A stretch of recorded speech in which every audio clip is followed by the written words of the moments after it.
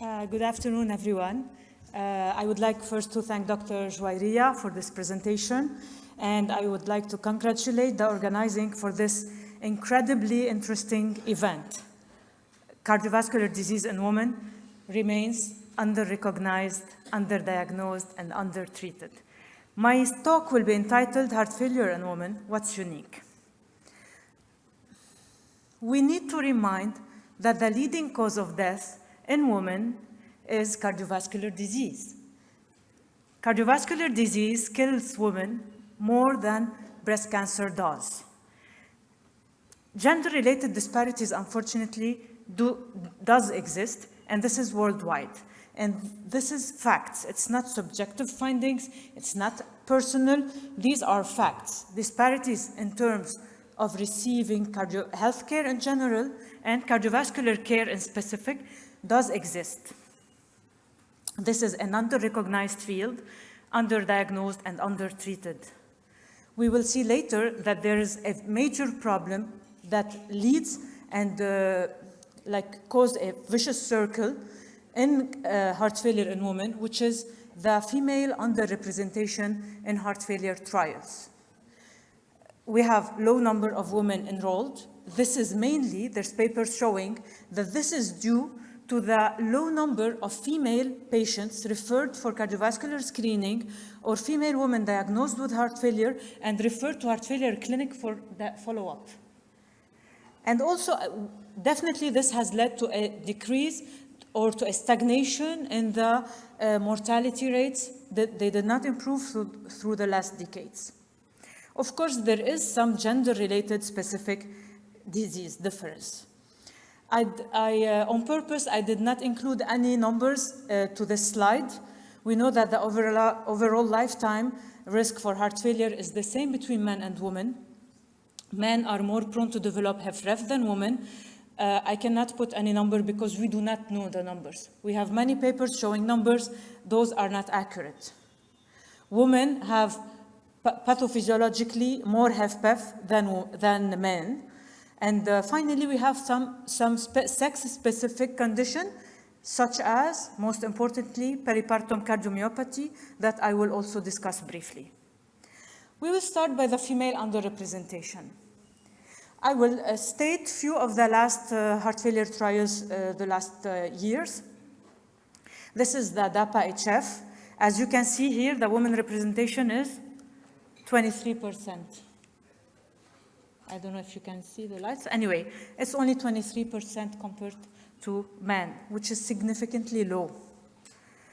Paradigm, which is one of the most important trial in the last 10 years, also women, 21% only included in the trial. Now about HFpEF. We know that the first two trials were reduced ejection fraction. Now we all know that HFpEF, there's much more women than men. And as we can see here, still again, OMPA preserved, there's only 44% of women included in this trial. This study, the Paragon HF, Paragon heart failure, which we all know it was relatively negative trial in general in terms of primary endpoint. I will discuss the results later. It included, for the first time, 51% of women. Now about the DELIVER trial. DELIVER trial, it included heart failure with mildly reduced and preserved ejection fraction. And overall, there was much more men than women, 56%. And it's only when the LVEF is more than 60% that there is more women than men, and the male representation is 44%. And I think the reason is because there's no man with a HFpEF, much less men found to be included in the trial. Now, one other important and sad fact, for end-stage heart failure and advanced heart failure, we know that there is therapies for this. The advanced therapies, such as left ventricle assist device. We will see also that even in this field, we are not doing well. I mean we clinician, we cardiologist, we healthcare provider. I'm not saying we women, I'm saying we healthcare provider. And we healthcare provider worldwide, from 18,868 patients included in Intermax patient. Only 3,984 had LVAD implantation. Female had LVAD implantation compared to 14,884 men. And when we look at the baseline characteristic, we will see that women were significantly younger, and they had more advanced symptoms. Significantly less women had NIHA 1. Significantly less women were in Intermax profile 427. I don't know if everyone is familiar with the Intermax profile. Intermax profile is to stratify patients in advanced heart failure. 1 is the most critical, cardiogenic shock, crash and burn, and 7 the more stable. So 1, 2, 3 are more critical than 4, 5, 6, 7. And as we can see here, significantly more female patients were operated in Intermax 1, and we know that patients operated in Intermax 1 have higher mortality. And we do not need to wait until the patient reaches Intermax 1 profile. Result of this, the outcome at 3 months, of course, we have more women frail, significantly. Less physical capacity, significantly less, 6-minute walk test and gait speed. And also the New York Heart Association, significantly less women were in stage 1. Now, what about the sex difference in clinical course and patient-reported outcomes among patients hospitalized for heart failure? This slide shows us that there's no difference in mortality between men and women admitted for heart failure, either at 30 days or at 180 days. But what is different is the decongestion. As we can see, the percent change in body weight from baseline was significantly lower for women compared to men. In conclusion, compared to men, women had less in-hospital decongestion, similar risk of mortality at 180 days, similar risk of mortality at 30 days, and they had greater baseline impairment in health quality of life at discharge and at 30 days. This impairment in the quality of life, I don't know how to explain it. It can be related to the woman itself, the comorbidities, and also it can be related to the delayed diagnosis, to the delayed initiation of any therapy. Now, what about the effects of our guideline-directed medical therapy on women? Is there any difference between men and women in terms of response to medication? This is a study from the effect of empagliflozin in women and men with heart failure and preserved ejection fraction. And as we can see here, the primary endpoint was met equally with both men and women. Also total heart failure hospitalization was significantly lowered with both women and men. Cardiovascular death was non-significantly lowered, also with both women and men. So we have similar effects with the empagliflozin. The sacubitril valsartan, and this is very important to know, because as we can remember, Paragon heart failure was maybe the only trial that included slightly more women than men, 51% of women. And as we can see here, it's in general a negative study, but in women, it showed that the primary composite outcome was significantly lowered. And also the total hospitalization for heart failure. And we know very well how much the hospitalization for heart failure carries a high burden and a high risk of mortality. I know it's crowded, this study, this slide, but let us see here the number of the primary composite was significantly less. The primary composite outcome plus urgent heart failure visit was significantly less in women, and it was met. Total hospitalization for heart failure was significantly lower in females taking sacubitril valsartan compared to valsartan. And the cardiovascular death was non-significant. Sex difference in efficacy of pharmacological therapy, now other therapies, and this is the result of meta-analysis. It showed that there's no difference in effect of treatment with beta blocker, RAS inhibitors, MRA, and SGLT2. It's equally effective between men and women. Now, what about also MRA?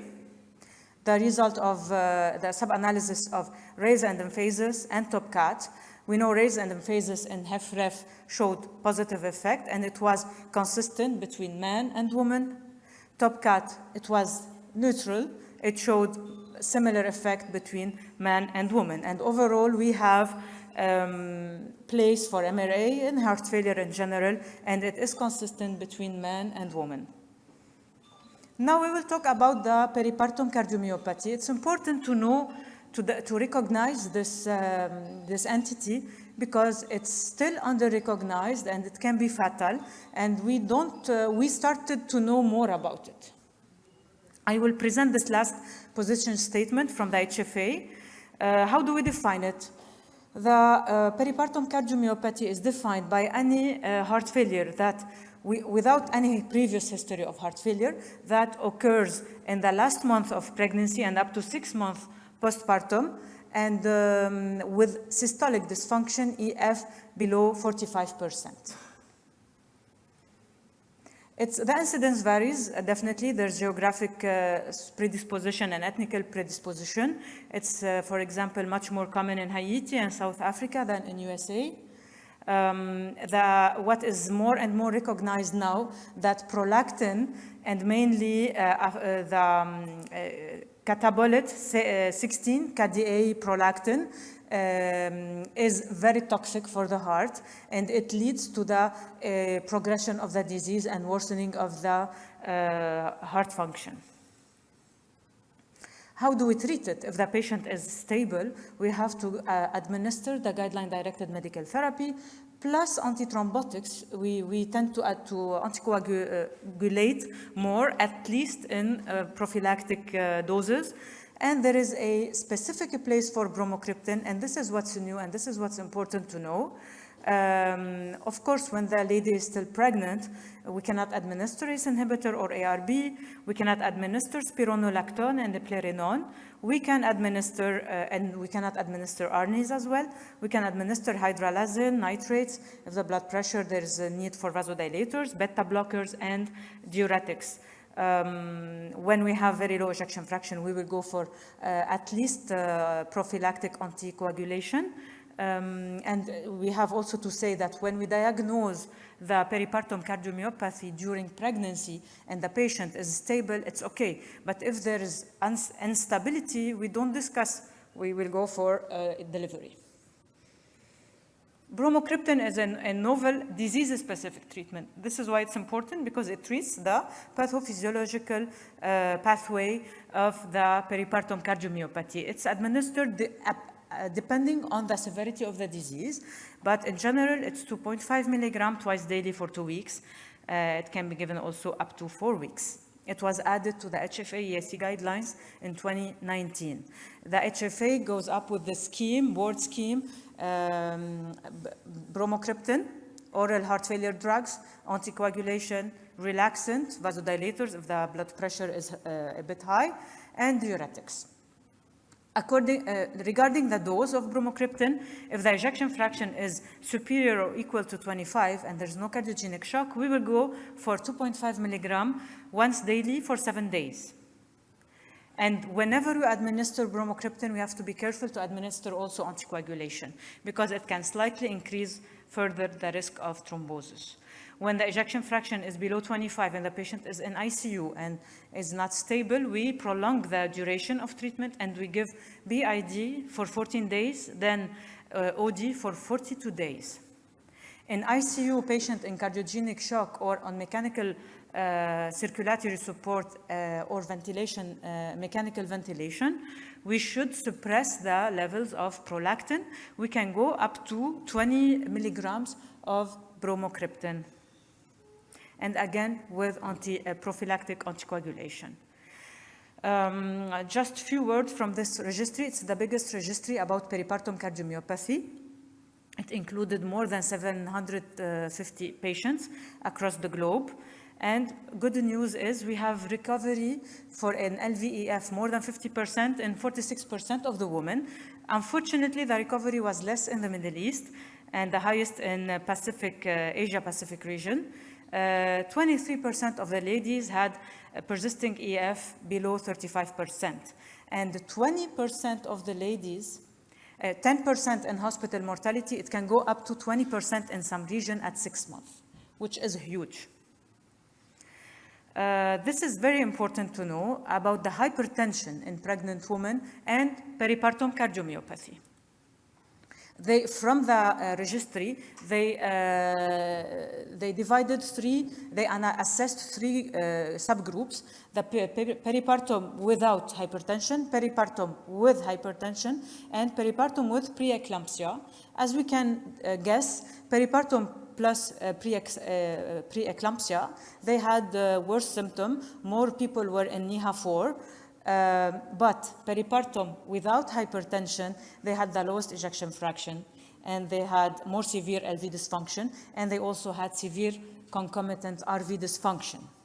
And the outcome, at 6 months, patients with preeclampsia had more recovery, followed by patients with hypertension, and the less recovery was for female with peripartum and no hypertension, because it reflects the severity of the LV dysfunction. Regarding the fetal outcome, the peripartum without hypertension, they had the lowest rate of neonatal death and low birth weight. And the highest rate was, of course, for the peripartum with preeclampsia. Last paper, to say that this disease is critical and we have to go for aggressive life-saving therapies. 12 patients were included.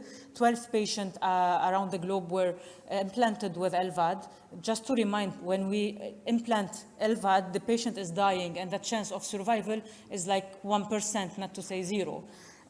From those 12 ladies implanted with LVAD, only 4 died and 8 remained alive. 4 were explanted, 4 for total recovery, 4 also were transplanted, and 2 continued on LVAD. Take-home message. We should do more effort to diagnose and treat heart failure. We have to think about it, and we have to be convinced to convince our patients. Women should be included in heart failure trial, otherwise we don't have accurate results and we don't have representing results. Guideline-directed medical therapy is the choice for men and women, but on top of this, we also have a stronger place for sacubitril valsartan in women with heart failure and preserved ejection fraction. Finally, peripartum cardiomyopathy is scary. It can be fatal, and it should be known and diagnosed and treated. I would like to end with this. I learned to recognize failure because we have to admit that we failed. We, healthcare provider around the globe, we failed in treating and recognizing heart failure in women.